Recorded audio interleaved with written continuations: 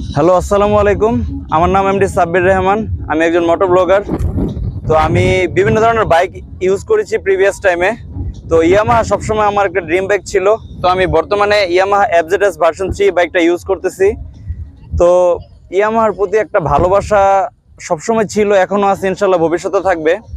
তো ইয়ামাহার প্রতি ভালোবাসার অন্যতম যে কারণ সেটা হচ্ছে ইয়ামাহার ব্রেকিং যে সিস্টেমটা খুবই চমৎকার। আর এই বাইকের ডিউরেবিলিটি খুব ভালো এবং পার্টস খুব অ্যাভেলেবেল। তো সব কিছু মিলিয়ে ইয়ামাহা সবসময় আমার পছন্দের তালিকায় ছিল। আর বাংলাদেশে যদি কমফোর্টেবল কোনো বাইক থাকে তাহলে আমার কাছে মনে হয় সবচেয়ে কমফোর্টেবল বাইক হচ্ছে বর্তমানে এই এফজেডএস ভার্সন 3 বাইকটা। তো আমি এটা নিয়ে খুবই হ্যাপি। আমি অনেক ট্যুর করি, তো আমি এটা দিয়ে এটা টপটা কম, টপ স্পিড কম, তারপর আমি যথেষ্ট হ্যাপি। কারণ আমার কোনো ব্যাক পেইন থাকে না, কোনো ধরনের হ্যাসেল থাকে না। আমার পাশে অন্যান্য বাইকার যারা লং ট্যুরে যায় তারা একদম ক্লান্ত হয়ে যায়।